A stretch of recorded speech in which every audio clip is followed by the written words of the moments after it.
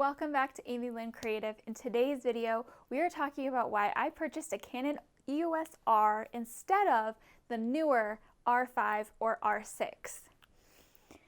Yeah, I know, you're probably thinking I'm crazy. If you've researched these cameras at all, you know that the R came out a couple years ago, whereas the R5 and the R6 are brand new and have created quite a bit of buzz in the industry because they're two really solid mirrorless camera options. Now, all three of these cameras are Canon cameras that are mirrorless full frame cameras.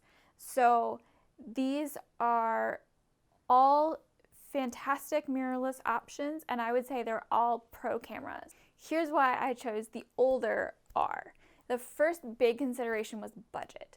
Because the R5 and the R6 just came out, there aren't a lot of used models on the market, if any, and the ones that are barely used and are selling for almost new. So that was a really big consideration. The EOS R I purchased for about $1,400 after tax. I purchased it used from Adorama Camera. They are not paying me for this video, but I love working with them.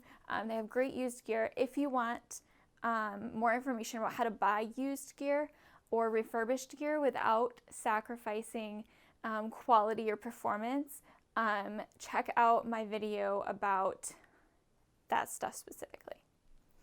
Okay, so a big consideration for me was budget. I was looking to replace my Sony mirrorless camera because I was trying to keep all my gear Canon. I decided not to invest in the Sony lineup. Again, I have a video about that too.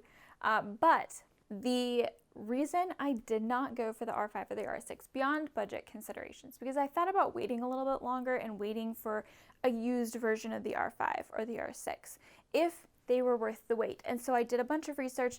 This is not a super techie video. I am not going to go spec for spec. You can do that on your own. dpreview.com does not pay me to talk about them.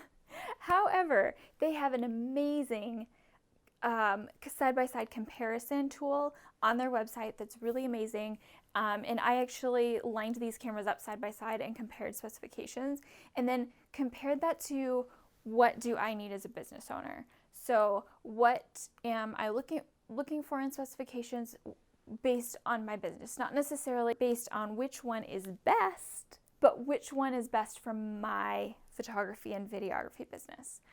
For context, I am a brand photographer and videographer. I'm not doing a ton of video work at this time. It's just an add-on to my photography packages if they need a short brand video to put on their new website and they want it to be the same style as their photography plus kind of put it in the same session. It's just to be a complete package. I don't do a ton of video work, so I needed a camera that could do video, and I needed a good photography camera that was going to be an upgrade to the 5D Mark III. The first thing I should clarify is that the 5D Mark III, because it's an older camera model, the R5 and the R6 were all an upgrade in different ways. So they were all an upgrade to the 5D Mark III. Now, the exception to that is the R6. I know it's really confusing, but the R5 is actually the step up from the R6. The R5 is more expensive than the R6 by quite a bit of money, and it has more powerful specifications. So the R5 is the more expensive one, the R6, and then the R is the older model of those two cameras. So they are all full frame. The R6 has fewer megapixels than my 5D Mark III. But it has 2 SD card slots, which I like to have. The R has higher resolution because it has more megapixels, but it only has 1 card slot. So that was kind of my big dilemma, and the reason I hadn't already purchased an R. I wasn't super impressed with it when it came out, but I also didn't research it a whole lot because I was still totally enamored with my Mark III. My Mark III is still a great camera.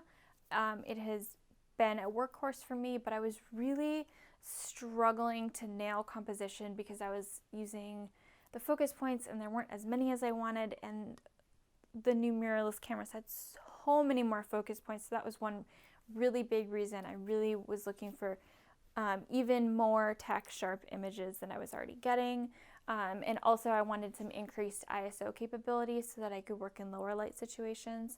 One of the big drawbacks for me with the R6 was that it was way fewer megapixels than my Mark III, which I felt like was kind of a problem, especially if I need to crop an image a certain way for a client after the fact. Ugh, really wasn't cutting it for me. It was making me really uncomfortable. Now the R5 had like all the tech specs. It was really probably more camera than I needed, but it had the 2 card slots. It had the increased megapixels, so the higher resolution. I was really excited about it, but it was really expensive. So it was way outside my budget, and it has a different type of memory card that is very, very expensive. So again, going back to the budget thing, but I would have had to invest in a bunch of new memory cards, and I had heard from others that the video files were so huge that they were bogging down computers that could normally handle 4K video just fine. So that made me nervous because my MacBook Pro, while I just got it and it's 32 gigs of RAM, which is awesome, it's still probably not top of the line, and it would have bogged my computer down like crazy. And having already dealt with issues like that, I knew how totally frustrating that was when trying to complete a video project quickly. So the R5 was out. The R6 was a problem. I started researching the R and was pleasantly surprised. It still had higher megapixels than the 5D Mark III. While it had fewer focus points than the R6, it had way more than the Mark III. I think the Mark III has 60 something, maybe? I'll put the number on here. I can't remember numbers to save my life. Whereas the Canon EOS R was in the thousands of focus points. So that was a big deal, and being able to touch the screen is a huge bonus. I actually love the touchscreen focus. My husband likes it even more than I do. He's really thrilled with it. He didn't like the system before. I was used to it, it's fine, but when he's shooting content for me, he's a lot less frustrated with the touchscreen focusing system. So that ended up being a bonus that I didn't even realize. Anyway, that is why I purchased the EOS R. Oh, one other note, I noted this in my Sony video as well, but one thing to note, if you are planning to do 4K video and a lot of 4K video, the EOS R you might want to take a second look at and maybe not go with. The Canon R crops 4K video by about a factor of 1.8 if I remember correctly, so 1.8 times. So you'd have to use a really wide angle lens. It's going to crop it, and I don't shoot in 4K. I know, that's bad, according to most professionals, but for what I'm using it for right now, I don't need 4K. So that's a future thing for me. I don't want to deal with it right now. So I'm still shooting at 1080p. Don't hate me. Don't comment. I've already made up my mind. Leave me alone. Anyway, the 4K was not an issue for me, which is why I went with the R. You may want to research the R6 and the R5 further if you're planning to do a lot of 4K video. If you're a photographer, you won't even know what I'm talking about, so just ignore that whole little bit.